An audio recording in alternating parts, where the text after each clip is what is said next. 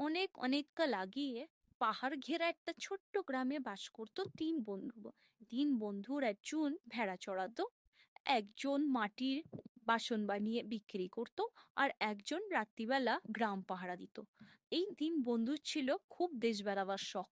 একদিন কি হলো, অনেকদিন একই কাজ করে করে হাঁপিয়ে উঠেছি। কতদিন কোথাও দেশ ভ্রমণে যাই না। আমার তো খুব ইচ্ছা হচ্ছে একটু বেড়াতে যাই। যাবে তোমরা? আরে তুমি তো মনের কথাটাই বললে আমাদের। আমরা দুজনও এটাই বলা বলি করছি যে অনেক দিন কোথাও ঘুরতে যাইনি, তাহলে চলো দেরি না করে কালই ঘুরতে বেরিয়ে যাই। সারাদিন হেঁটে হেঁটে তারা যখন একটা জঙ্গলে পৌঁছালো তখন প্রায় রাত হয়ে হয়।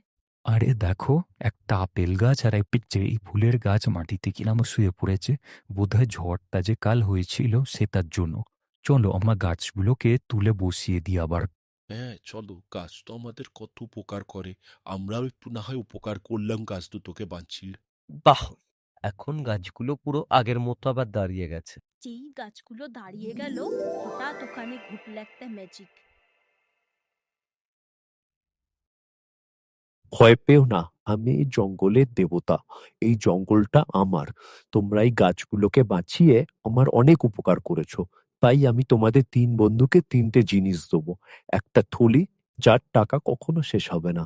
একটা চাদর, যেটা গায়ে জড়া যায়, যা চাইবে তাই পাবে। আর একটা বাঁশি, সেই বাঁশিটা বাজালেই তোমাদের চারপাশে লোকজন নাচতে থাকবে।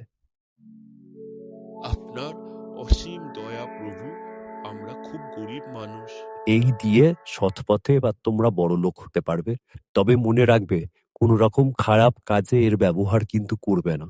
আমার তো নিজের কান আর চোখকে বিশ্বাসই হচ্ছে না। এরকম আমাদের সাথে হলো? না না, সত্যিই তো হয়েছে এগুলো। আচ্ছা, আমরা একটা কাজ করি, আমরা তিনজনে তিনটে জিনিস নিই, আর দেশে ফিরে যাব না। নতুন একটা জায়গায় গিয়ে নতুন করে আবার সব শুরু করি। হ্যাঁ ঠিক বলেছ তরু। ভদ্রক, চলো আমরা সবাই মিলে একসাথে একটা অন্য জায়গায় গিয়ে বাস করতে শুরু করি।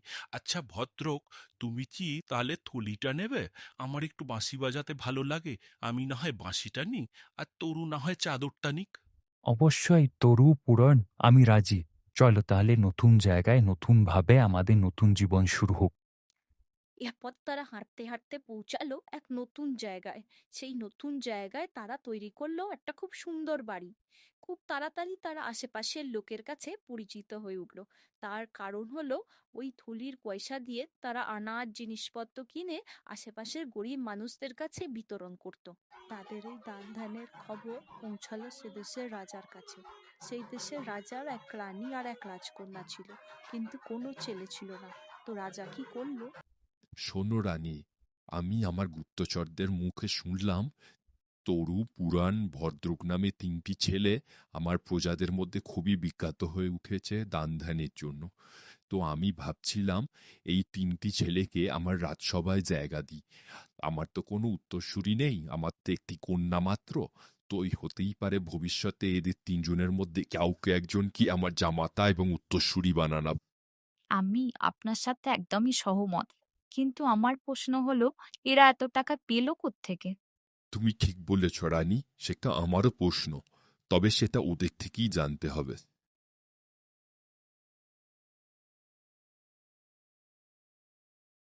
আমি এই দেশের রাজামশাইয়ের কাছ থেকে আসছি। আপনাদের তিনজনকে কাল দুপুরবেলা রাজামশাই নিমন্ত্রণ করেছেন, আপনারা অবশ্যই যাবেন। রাজামশাই আমাদের দেখেছেন? আহ, আচ্ছা, আমরা অবশ্যই যাব। বুঝলে তরু, একটু আগে রাজার লোক এসছিল, বলে গেল রাজামশাই নাকি আমাদের তিনজনকে নিমন্ত্রণ করেছেন কাল। রাজামশাই আমাদের নিমন্ত্রণ করেছেন? তুমি ঠিক বলছো? এরম নয় তো আমাদেরকে নিয়ে গিয়ে শাস্তি দেবে কোনো কারণে? আমার তো খুব ভয় করছে। যাবে নাকি? হ্যাঁ তরু, আমিও সেটাই ভাবছি। শাস্তি দেওয়ার কথাটা আমার মনে হয় আমাদের এই টাকা পয়সার কথাটা লোক মারফত রাজামশাইয়ের কানে গেছে। চলো, যেতে তো হবেই, পুরনকেও জানাই ব্যাপারটা। পরের দিন তারা তিনজন গেল রাজার সাথে দেখা করতে। রাজামশাই প্রণাম হই। আরে এসো এসো, তোমাদের কথা আমার পূজার মুখ থেকে অনেক শুনেছি। তোমরা নাকি প্রচুর দান ধ্যান করো গরিব প্রজাদের। তোমরা এত টাকা পাও কোত্থেকে? কি কাজ করো? এরপর তারা রাজামশাইয়ের কাছে নিজেদের পরিচয় দিল আর জানালো এক দেবতার আশীর্বাদে তারা কিছু জাদু জানে, যার জন্য তাদের খাওয়া পড়া টাকা পয়সার কোনো অভাব নেই। কিন্তু তারা বুদ্ধি করে বাঁশি, চাদর আর থলির কথা কিন্তু রাজামশাইকে জানালো না। শোনো, আমি তোমাদের ব্যবহারে আর সরলতায় খুব খুশি হয়েছি। আমি তোমাদেরকে আমার সভায় কিছু কাজ দিতে চাই। ভদ্রক, তুমি তো আগে পাহারা দিতে, তুমি আমার সৈনিকদের প্রধান। তরু, তুমি তো ভেড়া চড়াতে, তুমি আমার পশুশালার প্রধান।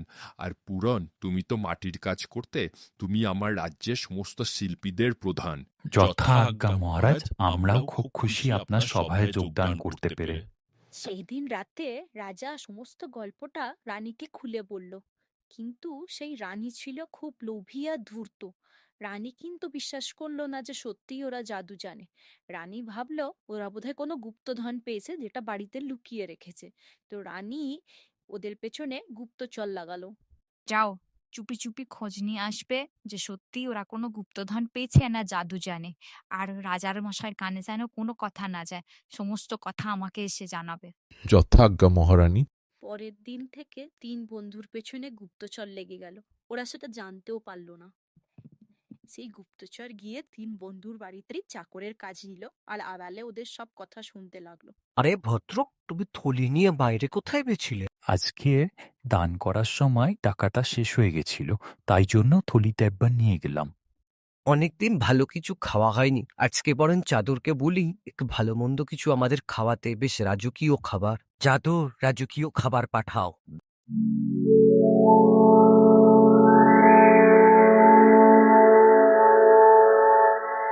বাহ, যাই ভদ্রক আর পুরনকে ডেকে আন। মহারানী, সব খবর নিয়ে এসেছি। ওদের কাছে কোনো গুপ্তধন নেই। একটা জাদু থলি আর চাদর আছে। জাদু থলিটা থেকে যত খুশি টাকা পাওয়া যায়, আর জাদু চাদরটাকে দিয়ে ওরা খাবার, জামা কাপড় সব পায়। আচ্ছা, এই ব্যাপার। গুপ্তচর, ওই জাদুর থলি আর চাদর আমার চাই। যথাজ্ঞা মহারানী। পুরাণ, আমার থলিটা দেখেছ? আমি গোটা বাড়ি খুঁজলাম, কোথাও দেখতে পাচ্ছি না। সে কি, বাড়ি থেকে আবার যাবে কোথায়? পুরো বাড়ি খুঁজেছো বলছো, চুরি হয়ে গেল না তো? ভদ্র উড়ান, আমার চাদরটা কোথাও খুঁজে পাচ্ছি না। আরো একটা বাজে খবর হচ্ছে, আমাদের যে চাকরটা নতুন লেগেছিল তাকেও দেখতে পাচ্ছি না। কেঁদো না, আমাদেরকে এবার ভাবতে হবে এখন কি করা যায়। চাকরটা তো চুরি করেছে বোঝা যাচ্ছে, কিন্তু চাকরটাকে তো খুঁজে বার করা সহজ নয়। আর এমন জিনিস চুরি করেছে যেটা কাউকে বলাও যাবে না। এর একটাই উপায় আমার মনে হচ্ছে। চলো আমরা আবার ওই জঙ্গলে যাই। যদি জঙ্গলের দেবতার দেখা পাই, আমার কাছে এখনো বাঁশিটা আছে, সেই বাঁশিটা বাজালে যদি জঙ্গলের দেবতা শুনে আসে। ঠিক বলেছ পুরন, চলো কালকেই আমরা রওনা দিই জঙ্গলে। তাড়াতাড়ি পা চালাও, প্রচুর বৃষ্টি পড়ছে, একটা গাছ খুঁজতে হবে আমাদের।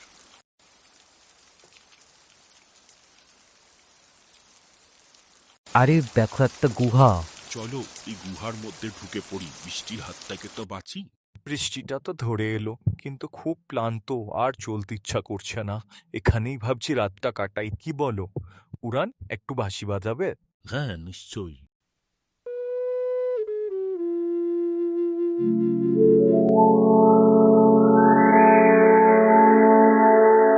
তোমাদের বাঁশির আওয়াজ শুনে এলাম আমি। বলো, আমাকে তোমাদের কি দরকার? প্রভু, খুব বিপদে পড়ে আপনার কাছে আবার এলাম আমরা। আপনি আমাদের যে থলি আর চাদরটা দিয়েছিলেন সেটা না কোনোভাবে চুরি হয়ে গেছে বা হারিয়ে গেছে। আমরা বুঝতে পারছি না কি করব। আমরা আবার গরিব হয়ে যাব। আমরা প্রভু কোনো খারাপ কাজ করিনি, সব ভালো কাজ করেছি। হুম, দাঁড়াও, আমি একটু ভাবি। তোমরা যে রাজ্যে থাকতে, সেই রাজ্যের রানী এই চুরিটা করেছে। ঠিক আছে, আমি তোমাদেরকে একটা লাঠি আর দুটো চেরি দিচ্ছি। এই লাঠিটা চোখ দেখলেই পেটাতে থাকে, আর এই চেরিটা দিয়ে যে কোনো অসুখ ভালো হয়ে যায়। তোমরা এটা দিয়ে নিজেদের জিনিস উদ্ধার করো।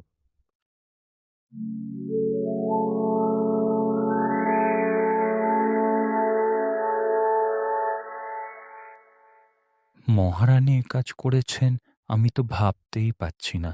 চলো দেশে ফিরে গিয়ে দেখি কিভাবে কি করা যায় এই দুটো জিনিস দিয়ে। তারপর তারা সেই লাফিয়ে চেরি নিয়ে রাজ্যে ফিরে গেল। ফিরে দেখলো দাদিদা ভাল ভাল লাগছে। ইরফানু, কি হলো? এ কি? এটা কিভাবে হলো? তোমার মুখটা পাল্টে গাধার মতো লাগছিল কেন? তুমি কেঁদো না, আমি এক্ষুনি রাজবৈদ্যকে ডাকছি, সব ঠিক হয়ে যাবে। যাও রাজবৈদ্যকে ডেকে আনো। যথা আজ্ঞা রাজামশাই। মহারাজ আমাকে ডেকেছেন? হ্যাঁ রাজবৈদ্য, দেখুন তো মহারানীর কি অসুখ হয়েছে, মুখটা কিরাম লাগছে।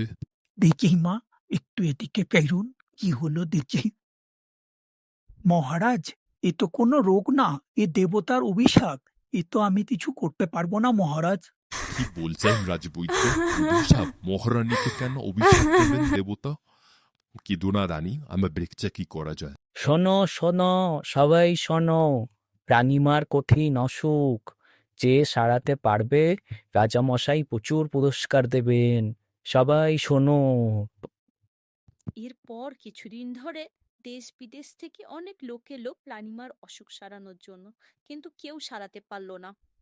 অবশেষেই 3 বন্ধু একদিন রাজাকে গিয়ে বলল, মহারাজ, আমরা যে জাদু জানি সেটা দিয়ে আমরা একটু রানীমাকে ঠিক করার চেষ্টা করতে পারি। হ্যাঁ, তাহলে তোমরা এখন চেষ্টা করো। না মহারাজ, এখন নয়, কালকে সকালবেলা পুজো করে আমরা তারপরে প্রস্তুত হয়ে আসব। আচ্ছা বেশ, তাই এসো, আমি তাতেই সম্মত। যদি তোমরা ঠিক করে উঠতে পারো রানীকে, তাহলে তোমাদের মধ্যে একজনের সাথে আমি রাজকন্যা বিয়ে দেব। আমরা তাহলে আসি মহারাজ। এসো এসো, আমি তোমাদেরই অপেক্ষা করছি। মহারাজ, এই লাঠি আর ফল দিয়েই মহারানীর চিকিৎসা হবে।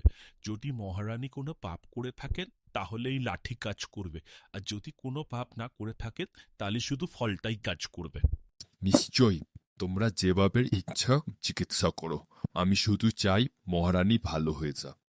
লাঠি আর ফল মহারানীকে সারিয়ে দাও, লাঠি আর ফল মহারানীকে সারিয়ে দাও। বাঁচাও বাঁচাও, মেরে ফেললো, বাঁচাও বাঁচাও, আমি আর করবো না, আরে বাঁচাও এ কি বাঁচাও। হচ্ছে? মহারানীকে আমি চুরি লাঠিতে সব মারছে জিনিস কেন? ফেরত দিয়ে দেবো, লাঠিকে থামাও। লাঠি থেমে যা, লাঠি থেমে যা। রানী, তুমি কি করেছো আমাকে এক্ষুনি বলো। হ্যাঁ বলছি, আমি ওদের জাদু থলি আর চাদরটা চুরি করিয়েছি লোককে দিয়ে। ছি ছি ছি, রানী তুমি এত নীচ কাজ করতে পারলে? ছি ছি, তুমি এক্ষুনি ওদের সব জিনিস ফেরত দেবে, আর আমি তোমাকে জঙ্গলে নির্বাসন দেবো, এই তোমার শাস্তি। মহারানী, এই ফলটা খেয়ে নিন, তাহলেই আপনার মুখ আবার ঠিক হয়ে যাবে।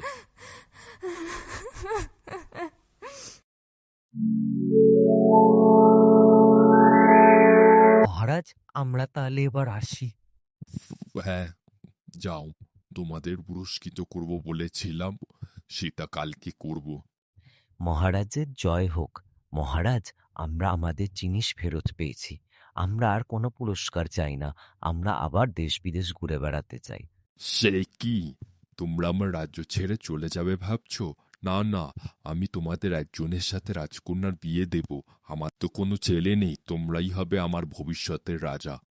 মহারাজ, আমরা কোনো ধরাবাঁধা জীবনে অভ্যস্ত নেই। আমরা খুব গরিব ছিলাম, ভগবানের আশীর্বাদে আমরা বড়লোক হয়েছি। আমরা দেশ বিদেশ ঘুরে বেড়াতে চাই, লোকজনের সেবা করতে চাই, এটুকুই আমাদের চাওয়া। আমাদের ছেড়ে দিন মহারাজ। ঠিক আছে, যাও তবে, তবে আমাদের ভুলো না। আবার কখনো ভবিষ্যতে তোমাদের এখানে আসার ইচ্ছা হলে সবসময় আসতে পারো, আমাদের রাজ্য তোমাদের জন্য সবসময় খোলা থাকবে।